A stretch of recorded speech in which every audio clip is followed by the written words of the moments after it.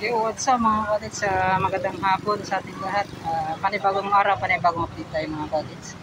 So, yun, mag-update naman po tayo dito sa Maya Times Beach mga cottage. At yung i-update po natin ay itong ginagawang tawag niyan.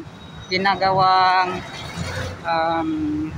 park dito sa Maya Times Beach Rotonda. Yan. At biglaan pong kumbaga tumaligsik mga cottage So, bye-bye naman natin dito banda. Ano yung mga makukuha nating update. So, wag sanang umulan mga kautits. Yan. Kalitra magtaligsik.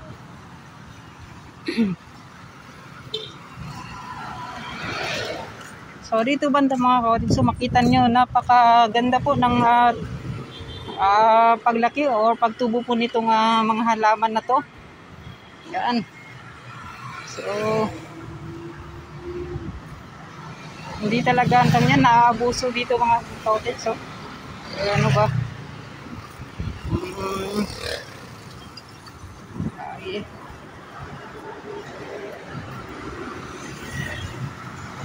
Sana tuloy-tuloy po mga kautits, hindi namamatay itong mga halaman.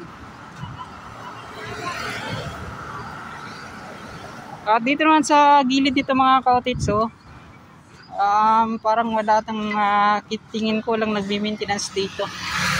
Yan, so, kasi natabunan po yung daanan or daluyan po ng tubig. Papunta po sa yung sa manhole or sa pipes na yon. Yan. Itong buhangin na to, isa sa mga dahilan na parang darating po yung araw na parang magbara po dito sa itong daanan na to. So magkakos na po yan ng tawag niyan ng pagbaha.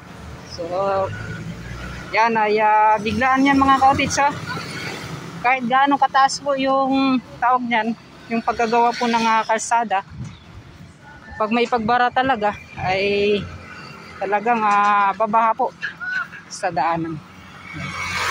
So ito na po mga kautits sa may itong rotonda at yung gagawing park dito.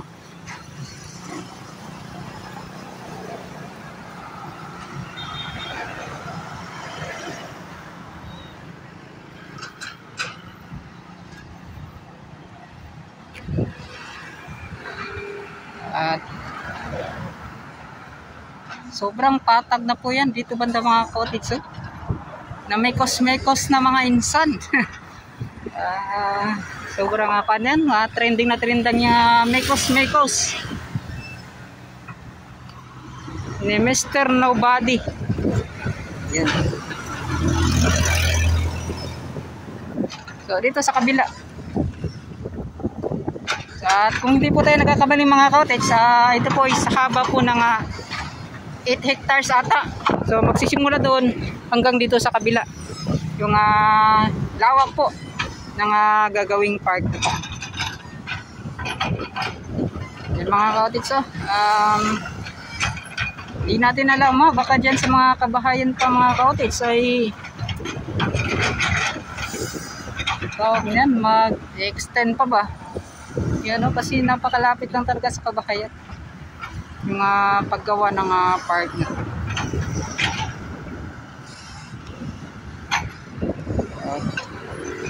Umantay na po sa kalsada na to mga kautits sa ginagawang coastal road. Ito ginawa nilang pagtambak na dati po ay isang dagat at kainan, yan mga inuman. So dito mga kautits ngayon, ito na po yung mga makikita natin. Yan. Kita na po ninyo mga kautits yung kabahayan. Yung dati po, kung gaano po kababa pa po yung kwan dito. Yung area dito. Yan, parang isang palapag po yung naitambak nila dito ng mga lupa. So ito mga kautits at isa naman pong kaabang-abang na proyekto na ginagawa dito sa Davao City ay ito yung ang park na to is itong Coastal Road Park.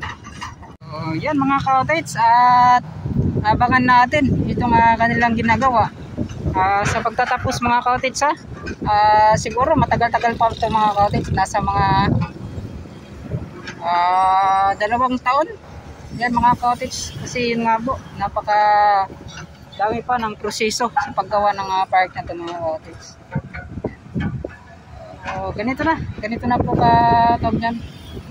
kalawak at kapatag po yung kanilang ginagawa dito. So inulit ko mga ka-outdates, sa Bagua Playa may 2 park doon, Coastal Park 1 sa malapit po sa entrance exit, Coastal Park 2 dyan na po sa parang pakurban niya mga ka-outdates, parang palikuanan yan. So doon po yung sa may parking lot na yan mga ka-outdates, doon po yung Coastal Park 2. So di posibleng magiging Coastal Park 3 or at Coastal Park 4 dito mga ka-outdates, sa may Rojas sa may Times Beach Ikulan, dito nga rotonda mga ka-outdates. Yan. So kita naman po ninyo mga ka-outdates, yung kanilang ginagawa. Yan. So talagang pinapatag at pinipison. And then nag-excavate po yung isa. Yan. So dito posibleng Coastal Park 3 sa kabila mga ka-outdates. So dito ito yung Coastal Park 4.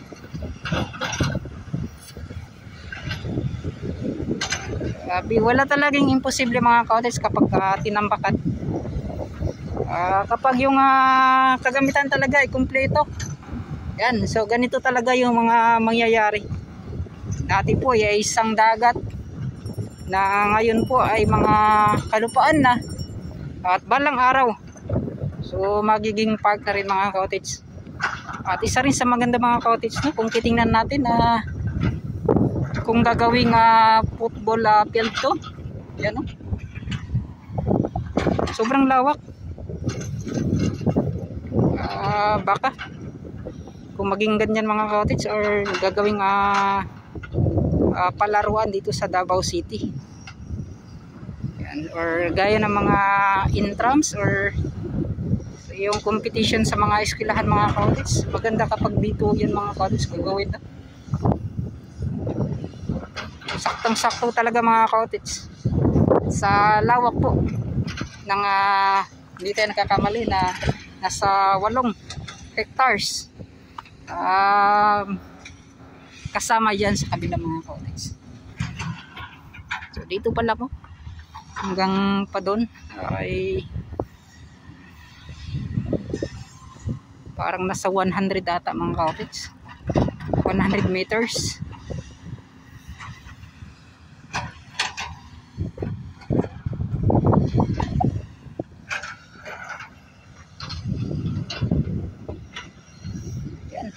So ito na, at ngayon sa ating pagbalik mga ka-outdates ay napaka-pan talaga, napakalaking pagbabago.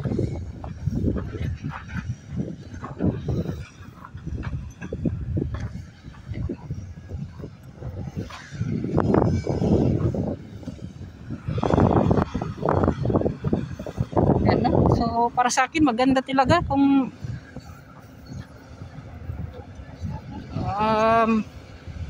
gagawan dito ng parang football field, basketballan yan, or ano pa ba. So pangkuan mga ka-outdates pa, kumbaga hindi lang siya pang pasyalan na naman, kasi napakarami na pong park dito sa Davao City.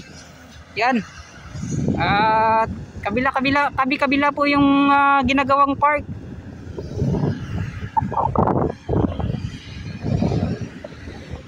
So kahit nga dito mga ka-outdates, kahit may mga magko-concert dito na mga artista, mga singer o ano ba, pwede dito sa napakalawak na ginagawang park mga ka-outdates.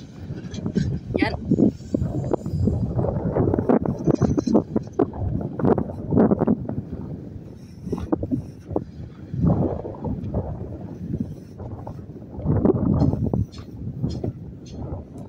Kahit na sa mga festival mga cottage na ganito kalawak, pwede rin itong gagamitin.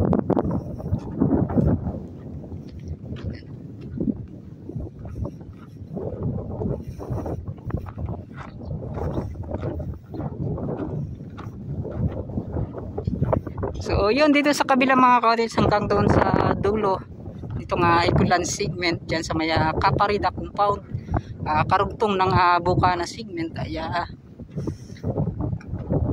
maya maya siguro pupuntahan natin yan yung dulo, pasilip natin. So first time natin nakaapak dito mga cottage, sa tagal po na pabalik-balik natin dito sa itong kanilang pagtambak. Yan. Wow, sobrang lawak.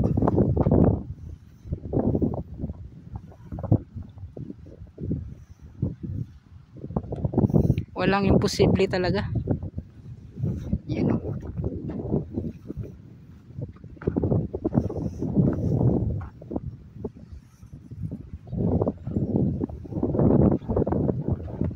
At yun, so ito naipasilip natin dito sa kabilang ginagawang coastal park nito mga cottage. So doon naman tayo sa kabila. O titingnan natin kung kanino yung mas malawak.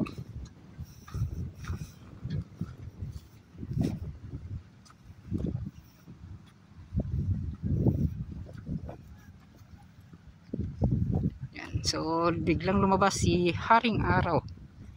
Yan.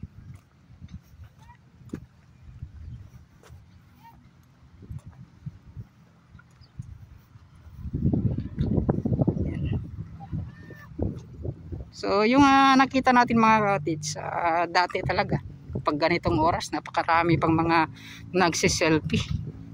At ngayon siguro ay parang tinatamad na yung iba or ano ba, baga napulaan na ba sigato diri sa coastal road. Siguro ay hindi na katulad ng dati muna pa na open itong coastal road. Yan.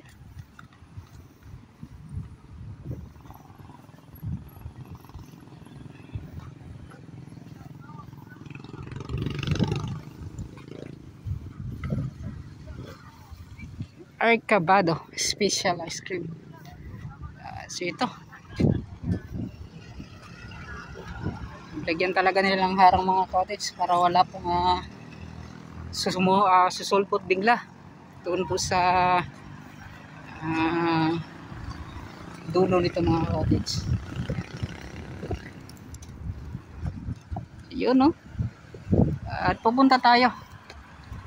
So dito naman sa gitna mga cottage, di natin alam kung ano po yung plano, kung lalagyan ba talaga diyan ng mga disenyo or hindi na. Ayan.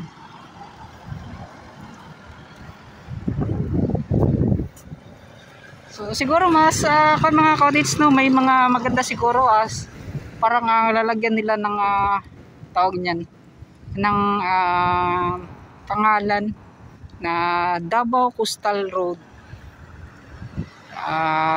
Mga ganyan mga cottage ba. Welcome to Davao Coastal Road, Times Beach Rotonda. Yan. So parang ganoon. Tapos makikita mo dyan sa taas mga cottage habang nakasakay ka po ng eroplano. Yan. Or makikita sa drone. Yan. Parang nakapalibot siya mga cottage ba. Welcome. Tapos sa gitna yung welcome, tapos ipalibot po yung nakapangalan na Davao Coastal Road, Times Beach Rotonda. Parang ganun ba?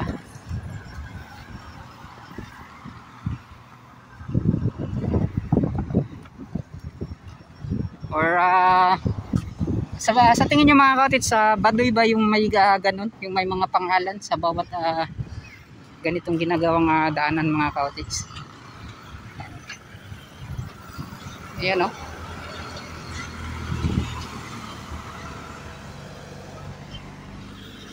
And then sa ngayong oras mga cottage, kita naman po ninyo yung daloy po ng trapiko ay kunti lang po yung mga sasakyan na dumadaan dito.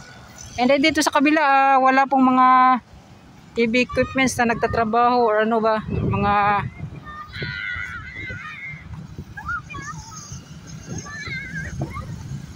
yan, nag-i-excavate, nagpipison, wala po mga cottage. Yan yung makita lang natin mga batang mga naglalaro dyan sa taas. Yan sa ginagawang pagtambak.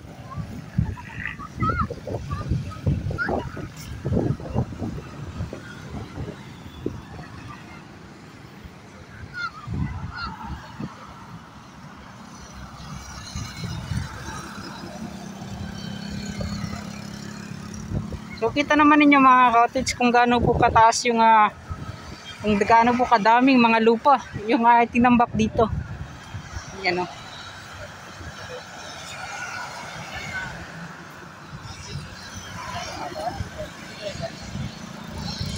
Yan yung level po ng lupa dati. And then taas po ng level ng pagtambak nila.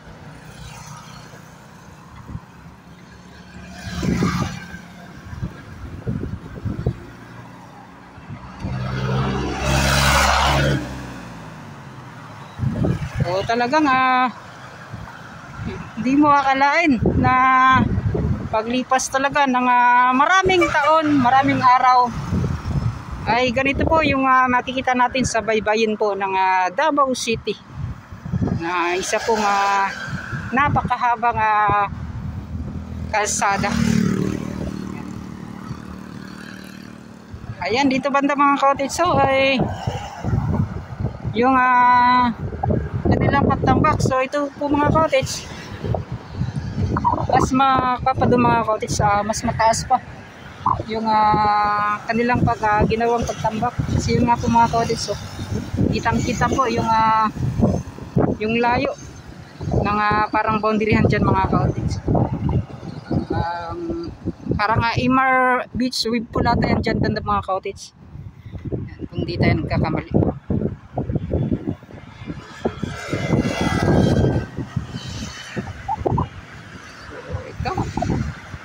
Mga kaganapan na ating makikita, matutunghayan ngayong araw. Mga sasakyan na dumadaan araw-araw dito sa ginagawang Davao Coastal Road.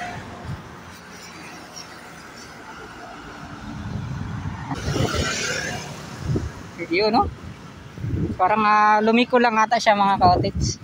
So dito tayo sa pedestrian lane. Yan hindi po ako nagkakat ng sa ibang daanan mga cottage Kita naman ninyo sa pedestrian lang talaga ako dumadaan. Yan. Good boy po tayo mga cottage. Ganyan tayo ka good boy. Yan. Dito naman. Yan ditong kulay din mga cottage ng puno na to. Kaya parang bumalik ata.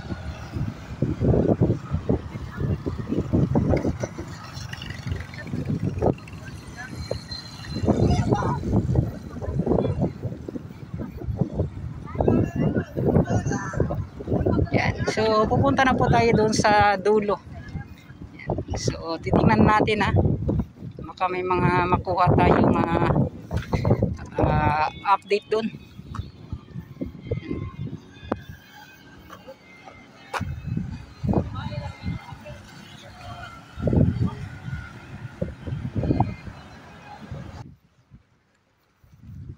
So dito tayo sa taas na lang mga cottage maglalakad.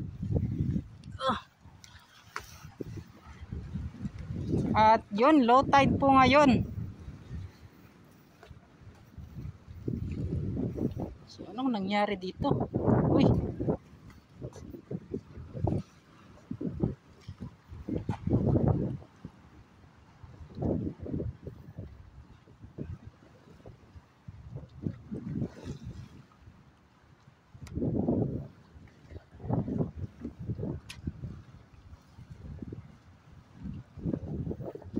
oh, kanilang parang may daanan ng tubig.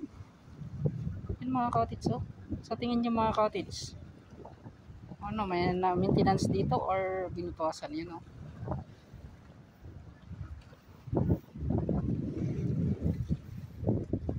So kayo na po yung bahala mga cottage, ha? Ano po yung mga nakita ninyo doon? Baka may nagbi-maintenance siguro mga cottage sa ginagawang manhole at itong daluyan ng tubig.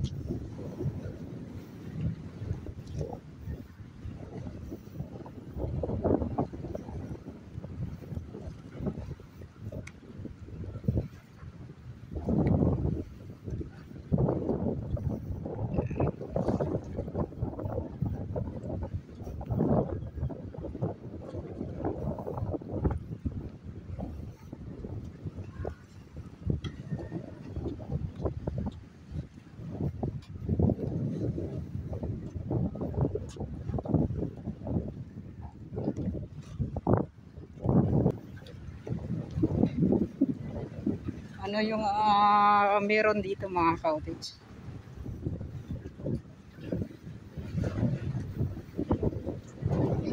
At so ito mga cottage, yung mga makita pala naman natin, hindi pa ito pinapadaanan. Ngunit sa palagay ko ay ito po ay re-retouch pa. Yan. So kapag magdudugtong na talaga yung sa kabila sa Mayabuka na cement, at gagawin na po yung tulay dyan sa Davao River. Yan.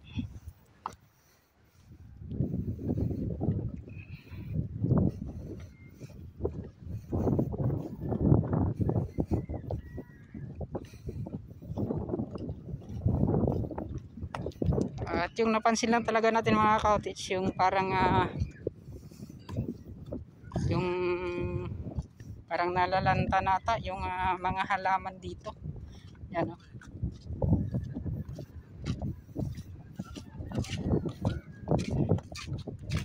At yung tumubo po yung mga ganyan, no. Yung itinanim talaga, parang nawala na.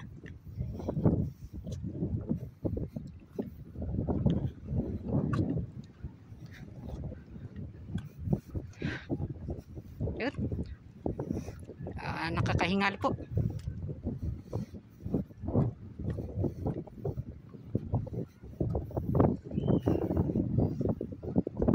Sa layo po ng ating nilakad.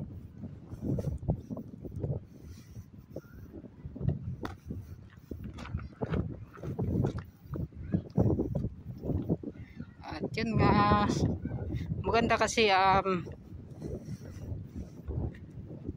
maganda po yung panahon, hindi po mainit. Yan. So sana huwag ka na pong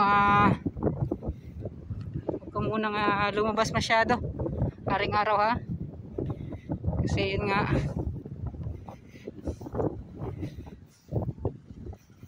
naglalakad pa tayo mga cottage.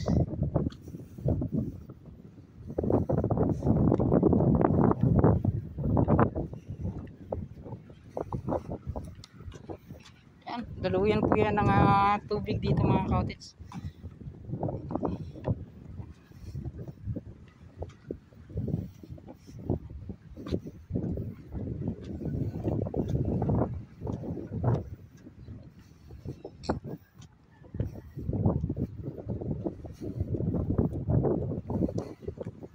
Parang bago lang to ginawa mga cottage. So,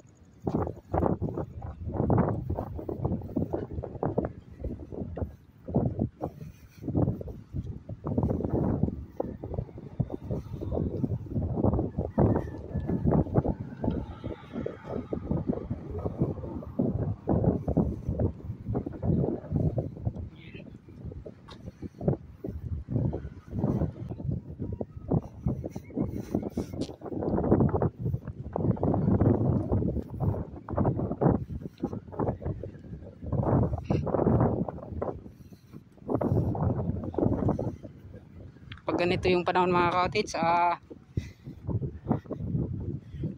kapag mangisda ka mga cottage, masayang masaya ka kasi yun nga po, sa ganda po ng panahon. Wow, mga cottage, oh. Bakit po dito mga cottage? Yan. Yan, oh.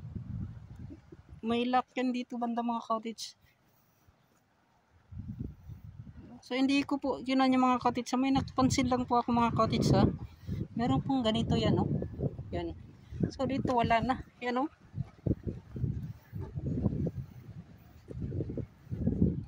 So yan, oh. Isa, dalawa. So may tatlo. Yan, oh. Wow. So bakit? Yan mga cottage. Uy. Ano ba naman?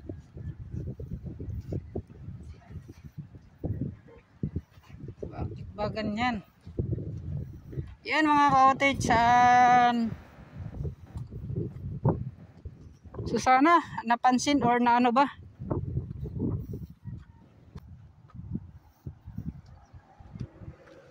Yan. So di natin alam, ha, ano po yung mga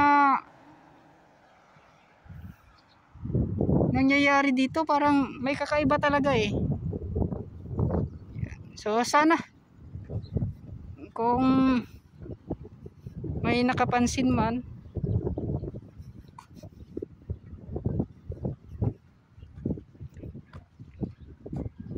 yan mga cottage, hindi naman siguro more on ano tayo ito, yung kagandahan lang ng ginagawang Davao Coastal Road yung dapat nating i-update. So yung mga kaganapan naman, yung mga nag-iba, so ganun mga cottage siguro. Kahit nga yung mga ibang vlogger mga cottage, lalo na dyan sa may Luzon, yung mga ginagawa mga proyekto, yung mga flyover, mga kalsada, mga park, yan, lalo na yung sa Dolomite Beach, talagang tinutukan talaga yan nila, kanilang in-update araw-araw, kahit pa ulit-ulit sila doon. So ganun po yung mga nakikita ko nga vlogger doon sa may Luzon. Kahit nga araw-araw, napakadami pa rin ng mga nakatutok talaga, nakasubaybay. So ganun din mga cottage, darating yung panahon kapag natapos na ay ipapasilip naman natin yung mga nagbago, yun, no? At so, para naman makita naman mga cottage, no, kung kasi yun nga po mga cottage, kaya nang sinabi natin na kahit gaano kaganda pa yung paggawa natin, paggawa na nga itong ginagawang Davao Coastal Road, kung yan, kung may mga tao talaga na gustong sayangin, talagang gagawin at gagawin yan mga cottage. So itong dito sa mga ginagawa nilang pagre-release din mga cottage. Rail guard para yun mga cottage, hindi railings, rail guard. So pasensya na po, rail guard or guard rail, pareha lang po yung mga cottage. So ito po yung tinatawag lang railings. Yan.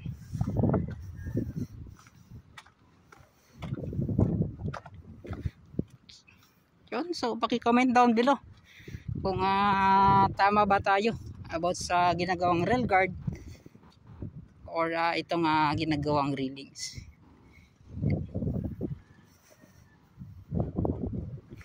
So ito bago lang sa tingin ko bago lang to kanilang pininturahan. Yan, no? Sana ay huwag po nating sayangin yung kagandahan na itong mga cottage.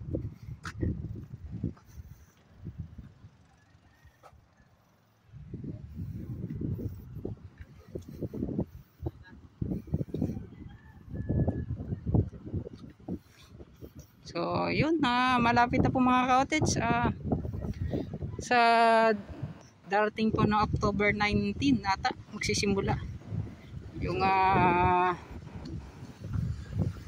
mga tatakbo naman mga cottage. Magkanya-kanya po yan silang dati di kayo kaibigan. So sa darating na pitsa 19, October 19 hanggang October 30 ay magiging magkaibigan kayo niyan. Yun, kakatok yan sa inyong pintuan at magsasabi ng kanyang pangalan na ako po ay si yan. So ganun, alam niyo na yan mga ka-cottage. So both wisely po tayo yan. Kahit sa barangay lang yan mga ka-cottage ay kailangan din natin mamili ng mga namumuno na maaasahan yan mga ka-cottage. Dito na nga, nakarating na tayo dito sa dulo ng Times Beach, Ikulan, dito sa itong Caparida compound. And then magdudugtong hanggang doon sa may buka na segment.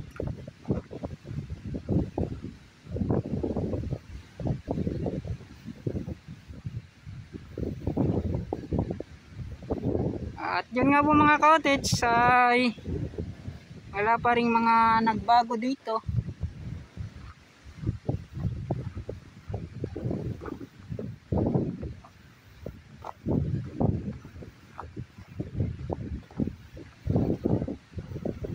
Yun, ganun pa rin. Yan. Pinasilip ko lang mga cottage kung may mga nagbago ba. Yun, yung mga makikita na lang natin mga cottage, yung ipinasilip ko sa inyo. Yun na lang yung parang may mga kakaiba din. So kayo na po yung bahala, ano yung mga masasabi ninyo mga cottage.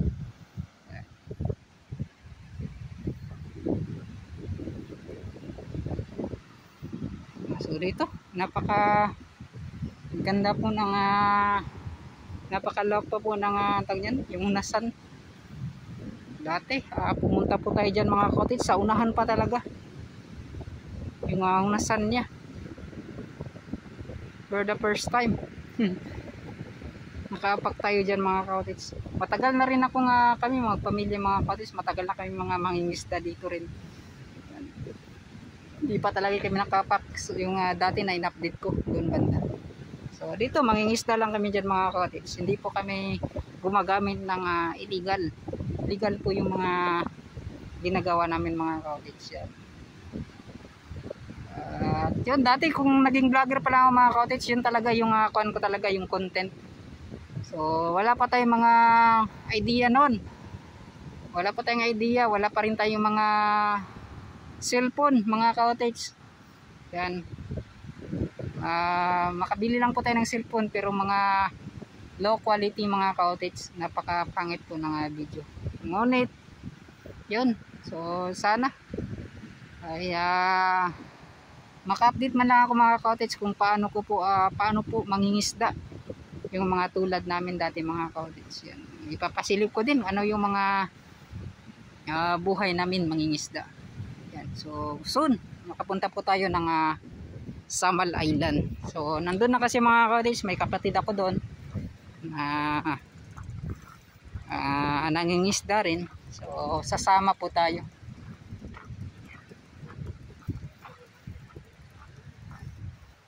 Okay, so ito mga cottage.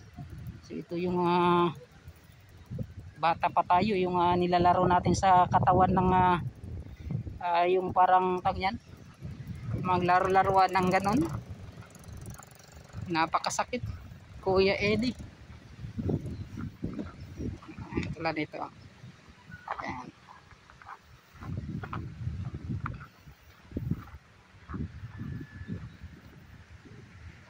At syempre mga cottage, mega shoutout pala. Yan, at imimiga shoutout ko pala si Team Lakay Truckers. Yan. Mega shoutout sa iyo sir. Team Lakay Truckers. Maraming salamat sa pagpanood ng aking vlog. Yan, mega shoutout sa iyo. Sa mga ibang mga hindi ko na shoutout, mega shoutout sa inyong lahat. Yun. Dapat siguro ay ililista ko. Na-screenshot ko mga kaotis. Minsan kasi kapag magdi-delete ako, hindi ko na namalayan na ma-delete pala yung mga na-screenshot ko. Yan.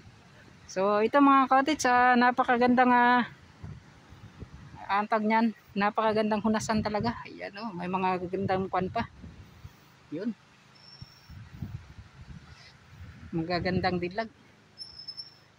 Ay nako. Yan. So ito mga kaotits, at maraming salamat pala sa lahat ng mga nakasubaybay, nakatutok, nakapag-subscribe. Sa solid supporters natin, solid viewers, solid subscribers, at sa mga FWs natin dyan, mega shoutout. At maghanap pa tayo ng ibang mga update mga kaotits. At hanggang dito na lang, papalam na po ako. At bye-bye na.